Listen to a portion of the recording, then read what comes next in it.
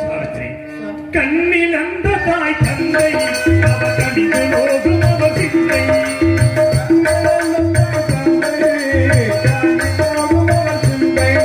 புண்ணிய வழிக்கு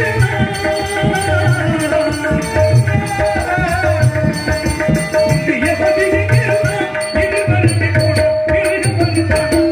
இது வருது போய் போய் வராய் காத்துக்கு இயக்கு சென்று நாம் இருவரும் சென்று விட்டால் தாய் தந்தையை யார் கவனித்துக் கொள்வார்? உன்னை யார் இருக்கிறார்? தங்களுடைய கண் தெரியாத தாய் தகப்பனுக்கு